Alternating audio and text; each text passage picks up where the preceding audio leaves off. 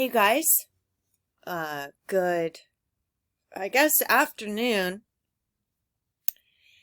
We're looking at Rikers Island, in Queens, let's see, New York, the Bronx, right?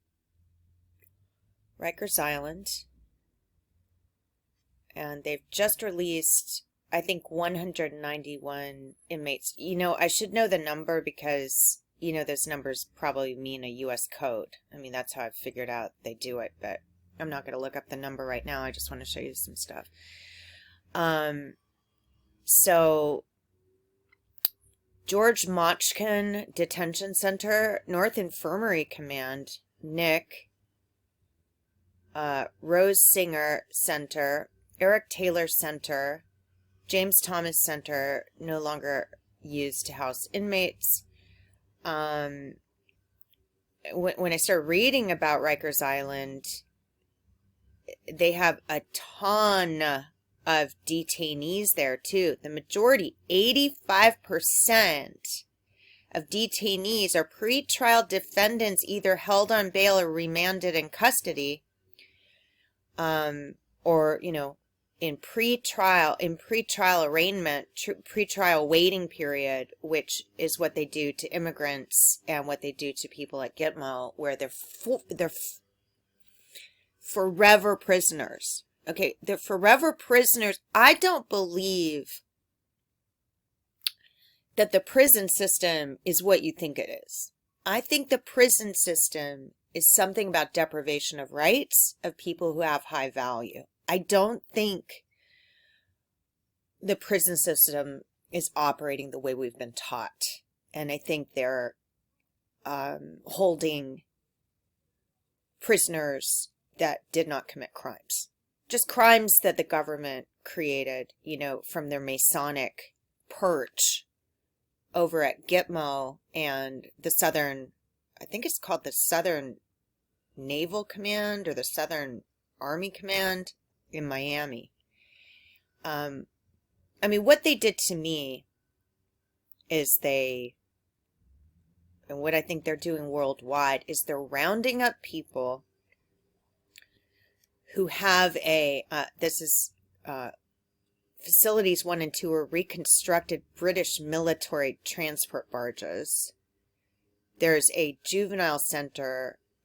We have a juvenile law in America where they can keep juvenile detainees to earn money. So they do a bunch of weird stuff with the law that I've seen, but I just wanted to show you this, that they released someone. They're releasing a lot of people, claiming they have parole. They were, I'm not even going to get into what this says, because if I say it, I have to go and edit it, and I just want to do one without saying the words, right? But America has a lot to speak for about how they're treating people just because the people are worth money. That's crazy. America is the biggest, as far as I can tell, violators of international law. The biggest violators of international law, which is why they're not a signatory to the Rome Convention. Because the Rome Convention is a signatory to, it's like you're a signatory to the Rome Convention under the International Criminal Court. Well, America decided not to be because of what they were doing, I believe, to women and children. There's a lot of weird stuff. This is just a wiki.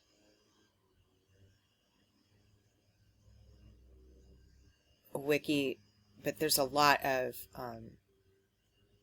solitary confinement where, and the CIA documents have shown me that they tell the community not to talk to the detainees, to isolate them. They subject them to white noise, or they move people into the building that play loud music.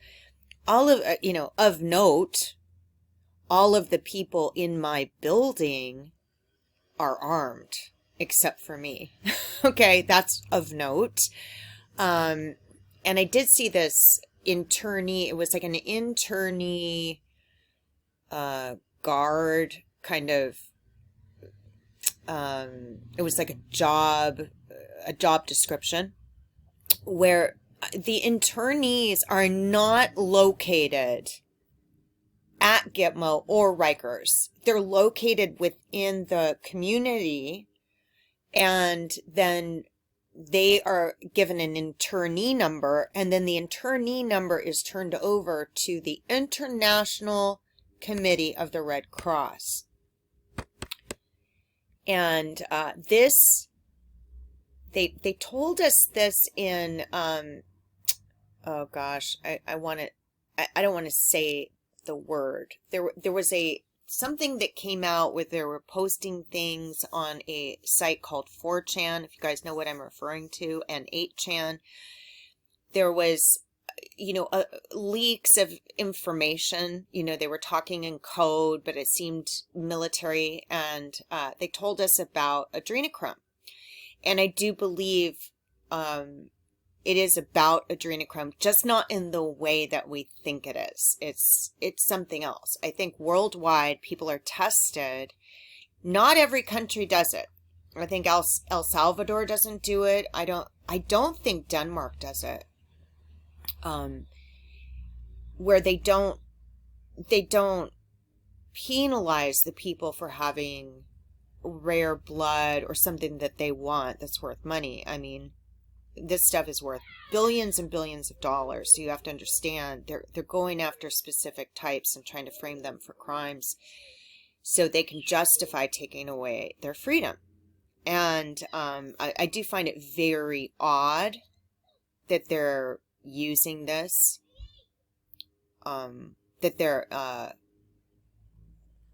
not using this, but they're releasing people all over the United States right now.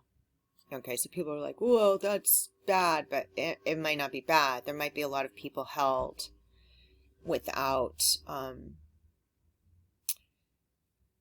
ever being granted a trial. Like, I was never granted a trial for any of these supposed drug trafficking crimes or anything, so they can convict you based on reasonable or I don't know if it's reasonable suspicion, but some kind of suspicion, based on suspicion. And the documents I saw were female Caucasians of unknown eye color. All right. A U.S. attorney issued a report condemning the systemic abuse and violation of prisoners' constitutional rights. They will never, ever prosecute these people. And when I talk to people and I see people talking about, oh, they're getting indicted. No. Regular American civilians or people who live here, like I'm not an American, but I mean, for all intents and purposes, I can't be in America because America is committing crimes against humanity. I can't be here. And I wasn't born here. So I should be allowed to go home. I should be allowed to get away from the intelligence agencies. I really should be allowed to live out my days free, because I've never been free on American soil. And that's starting when I was a child. So anyway, I just wanted to show you this. And then I wanted to show you something else. Where was it? Now this song, this Beast of Burden song, I started to think of what is a beast. Okay, beast is given the number 666. That's my ISN number. My internment number is 666. And they said the people with the rare blood had a burden to society because, so they weren't going to, I guess, leave the burden up to them. So they imprisoned all of them. They rounded them up. So I wonder how many people are kept in U.S. jail systems and worldwide jail systems like that. That one document I showed you where they're saying, like, what are you doing to make sure that you can get these people. I mean, these people are treated as prisoners when they should be treated as gods. All right. So beast of burden, work animal, torture, a person or thing that carries or holds something, right? The holder of the value, right? Any bovine animal used as a beast of burden or for food. Okay, I do believe that this does have to do with our food system. I'm not going to tell you how, but I do believe it has to do with our food system. Okay, jumant, work animal. Ancient Egyptian art depicts this animal as their domesticated beast of burden. Noun, a person or thing that carries or holds something. Look at these. Look at these. Transporter, bearer, delivery service, hauler. Look at all of these. Here you go. Surrogate. Surrogate. So, a beast of burden, and then there's a song. And I started to see things that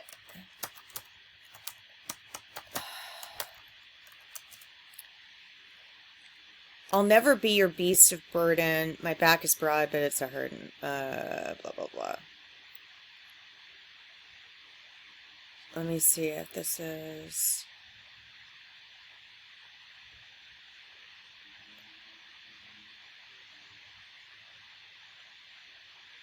I feel like I'm going to have to look through this, but they're talking about pretty girls, pretty. And I really believe that this is the word pretty that has to do with Buck versus Bell, which has to do with sterilization of white children. So who is pretty? Buck versus Pretty was argued before, where he was trying to castrate a woman that he said had Down syndrome, or I'm not sure. Maybe she didn't even have Down syndrome. They just alleged that she was feeble-minded, despite all of her doctors saying she wasn't feeble-minded. But this guy wanted her embryos. Pretty. So what I saw is my name in on Ancestry.com. They called me my name. You guys know my name. I've said it. And then when I tried to get that birth record from England, they said I died when I was 1 year old. Luckily, I had the other name, another name they were using. I have that birth record from England. And then they changed it to my name and this name, this last name. So they always, when I was born, they intended to, do what they did to me. So you just have to know this is about bloodlines. It's about genetics. It's about carriers of genetics. And it's about the worth of the genetic profile, the worth and power of that genetic profile. But they're keeping those children as slaves, even as children. Even as a child, I had no rights, okay? Because I'm not a U.S. citizen. So I was tortured, I was bullied, just all of these things that happened to me. I didn't have the same opportunities as other people. I wasn't allowed to work. So now, why would you do that to an innocent child? They were talking about the people with RH null, all right, having the most burden of any blood type. Burden, they use the word burden. And beast, the number they use to identify me, we think of the beast, 666, right? And I thought of the Eagles song, you just can't kill the beast. You can stab it with your steely knives, but you just can't kill the beast because the beast is worth money. And they're saying everybody has to have the mark or the name of the beast to buy and sell and trade, which is very odd. Beast fate. You can say it's Lucifer, but I don't think it is. I don't think it is. Because in some of these books, it's a different number. It's 616. This is something else. Beast of burden.